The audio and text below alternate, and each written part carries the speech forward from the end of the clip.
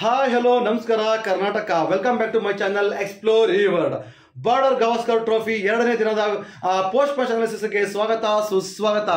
ಸ್ನೇಹಿತರೆ, ಎರಡನೇ ದಿನ ಏನೇನಾಯಿತು, ಫಸ್ಟ್ ಸೆಷನ್ ಏನಾಯಿತು, ಸೆಕೆಂಡ್ ಸೆಷನ್ ಏನಾಯಿತು, ಥರ್ಡ್ ಸೆಷನ್ ಏನಾಯಿತು ಅಂತ ಒಂದು ನೋಡುವಂಥ ಸಮಯ ಬಂದಿದೆ ಇವಾಗ. ಸೊ ಫಸ್ಟ್ ಸೆಷನ್ ಏನಾಯಿತು ಅಂತ ಹೇಳಿದ್ರೆ 7 ವಿಕೆಟ್ನ ಕಳ್ಕೊಂಡು ಆಸ್ಟ್ರೇಲಿಯಾದವರು ಬ್ಯಾಟಿಂಗಿಗೆ ಅಂತ ಬರ್ತಾರೆ. ಅಗೇನ್ ಬೂಮ್ರಾ ಅವರ ದಾಳಿಗೆ ಅಲೆಕ್ಸ್ ಕೇರಿ ಮತ್ತು ಇವರು ಔಟ್ ಆಗಬೇಕಾಗತ್ತೆ.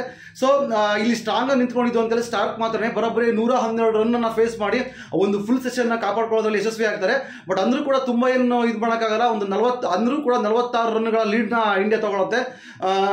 ಸೊ ಇಲ್ಲಿ ಆಲ್ರೆಡಿ ಇಂಡಿಯಾ ಲೀಡ್ ತೊಗೊಂಡಿರುತ್ತೆ. ಬಟ್ ಇದರಲ್ಲಿ ತುಂಬ ಚೆನ್ನಾಗಿ ಕಾಣಿಸಿದೆ ಅಂತ ಹೇಳಿದ್ರೆ ಬೂಮ್ರಾ ಅವರು 5 4 ತೆಗಿತಾರೆ. ಇದು ಅವರ 11ನೇ 5 4 ಆಗುತ್ತೆ. ಆಸ್ಟ್ರೇಲಿಯಾದಲ್ಲಿ ಇದು 2ನೇ 5 4 ಆಗುತ್ತೆ. ಇನ್ನು BGT ಅಂತ ಬಂತು ಅಂತೆಲ್ಲ ಇದು ಮೊದಲನೇ 5 4 ಆಗುತ್ತೆ ಬೂಮ್ರಾ ಅವರಿಗೆ. ಸೊ ಹರ್ಷಿತ್ ರಾಣಾ ಅವ್ರದ್ದು ಡೆಬ್ಯೂ ತುಂಬ ಚೆನ್ನಾಗಿದೆ, 3 ವಿಕೆಟ್ ತೆಗಿತಾರೆ.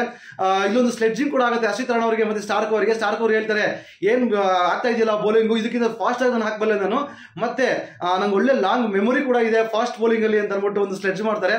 ಹರ್ಷಿತ್ ರಾಣಾ ಅವರು ಕೂಡ ಹಂಗೆ ಸ್ಮೈಲ್ ಮಾಡಿ ಹೋಗ್ತಾರೆ. ಅವರು ಜಾಸ್ತಿ ಏನು ಸ್ಲೆಡ್ಜಿಂಗ್ ಅಂತ ಹೇಳೋಕ್ಕಾಗಲ್ಲ, ಅವರು ಒಂದು ಸ್ಪೀಚ್ ಒಂದು ಹೊರಡೆ ಆಗ್ತಾರೆ ಅಷ್ಟೇ. ಸೊ ಅವ್ರದೇ ಬಾಲಿಗೆ ಶಾರ್ಟಿಗೆ ಔಟ್ ಆಗಬೇಕಾಗತ್ತೆ. ಸ್ಟಾರ್ಕ್ ಅವರು ಒಂದು ಶಾರ್ಟ್ ಬಾಲ್ ಹಾಕ್ತಾರೆ, ಪುಲ್ ಮಾಡೋಕೆ ಹೋಗ್ಬಿಟ್ಟು ಎಡ್ಜ್ ಆಗ್ಬಿಟ್ಟು ಅಶ್ರಫ್ ಪಂತ್ ಅವರಿಗೆ ಕ್ಯಾಚ್ ಹೋಗುತ್ತೆ. ಸೊ ಸ್ಟಾರ್ಕ್ ಅವರು ಔಟ್ ಆಗಬೇಕಾಗತ್ತೆ. ಇಲ್ಲಿಗೆ ಆಸ್ಟ್ರೇಲಿಯಾದವರ ಒಂದು ಇನ್ನಿಂಗ್ಸ್ ಖತಮ್ ಆಗುತ್ತೆ. ಸೊ ಸೆಕೆಂಡ್ ಇನ್ನಿಂಗ್ಸ್ಗೆ ಸ್ಟಾರ್ಟ್ ಮಾಡಿದ ಒಂದು ಇಂಡಿಯಾ ಏನಿತ್ತು, ಜಸ್ವಾಲ್ ಮತ್ತು ರಾಹುಲ್ ಅವರ ಬ್ಯಾಟಿಂಗು ವೈಖರಿಗೆ ಇಡೀ ಆಸ್ಟ್ರೇಲಿಯಾದವರು ನೀರು ಕುಡಿದ್ಬಿಟ್ರು ಅಂತ ಹೇಳಿದ್ರೆ ಬಾಲರ್ಸ್ಗಳು ನೀರು ಕುಡಿಸ್ಬಿಟ್ಟಿದ್ದಾರೆ ಜಸ್ವಾಲ್ ಮತ್ತು ರಾಹುಲ್ನ ಸೇರಿಕೊಂಡು. ತುಂಬ ಚೆನ್ನಾಗಿ ಕ್ಲಾಸಿಕಾಗಿ ಆಡ್ತಾ ಇದ್ದಾರೆ ಇಬ್ಬರು ಕೂಡ. ಒಂದೇ ಒಂದು ವಿಕೆಟ್ ಬೀಳ್ದಲ್ಲೇ ಕೂಡ ನೋ ಲಾಸಿಗೆ 171 ರನ್ ಕಲೆ ಹಾಕಿದ್ದಾರೆ. ಇದರಲ್ಲಿ 90 ರನ್ನಿಗೆ ಜಸ್ವಾಲ್ ಆದರೆ 62 ರನ್ನು ರಾಹುಲ್ ಅವರು ಹೊಡಿತಿದ್ದಾರೆ. ಸೊ ತುಂಬ ಚೆನ್ನಾಗಿ ಕಾಣಿಸ್ಕೊಂಡಿದ್ದಾರೆ ಇಬ್ರು ಕೂಡ. ಬಟ್ ಪೇಷನ್ಸ್ನ ತೋರಿಸಿದ್ದಾರೆ. ಇಲ್ಲಿ ಮೇನ್ ಬೇಕಾಗಿದ್ದಿದೆ ಪೇಷನ್ಸು. ಬಿಕಾಸ್ ಆಫ್ ಏನಂತಿದ್ದಾರೆ, ಪಿಚ್ಚಲ್ಲಿ ಯಾವುದೇ ಒಂದು ಇನ್ನೂ ಕ್ರ್ಯಾಕ್ಸ್ ಜಾಸ್ತಿ ಓಪನ್ ಆಗಿಲ್ಲ.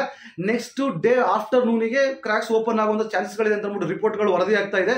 ಸೊ ನೋಡೋಣ, ಅವರಿಗಂತೂ ಕಷ್ಟ ಇದೆ. 100% ಇದು ಇಂಡಿಯಾ ಕಡೆ ಹೋದಂಗೆ ಅಂತ ಹೇಳ್ಬೋದು ನಾವು. ಏನಕ್ಕೆ 4th ಇನ್ನಿಂಗ್ಸ್ ಅಷ್ಟು ಸುಲಭ ಇರಲ್ಲ ಆಡೋಕ್ಕೆ. ಸೊ ಆಲ್ರೆಡಿ ನಾವು 205 ಲೀಡಲ್ಲಿದೆ.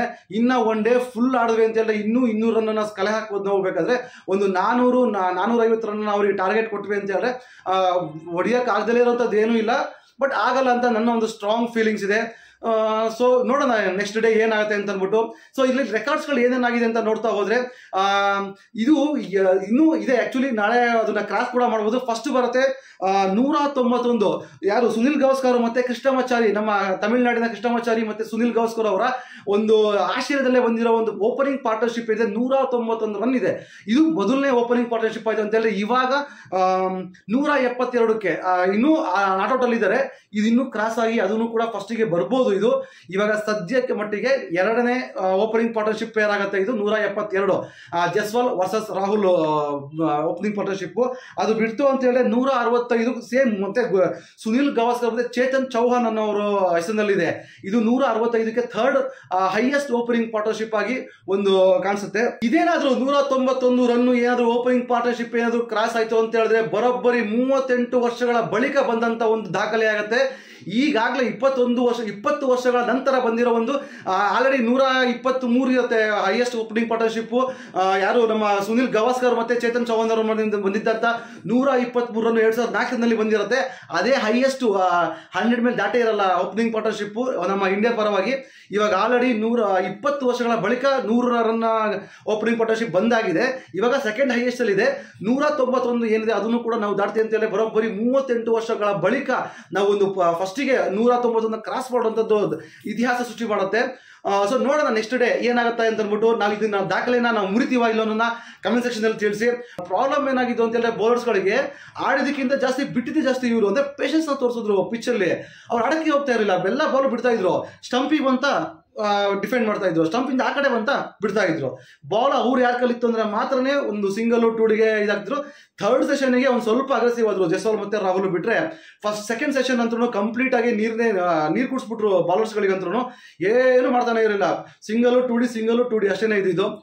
ಸೊ ನೋಡೋಣ, ಇವಾಗಂತೂ ಡಾಮಿನೇಟ್ ಪರ್ಫಾರ್ಮೆನ್ಸ್ ಕೊಟ್ಟಾಗಿದೆ ಇಂಡಿಯಾ. ಥರ್ಡ್ ಡೇಗೆ ಏನೆಲ್ಲ ಆಗುತ್ತೆ ಅಂತ ಅಂದ್ಬಿಟ್ಟು ನೋಡೋಣ.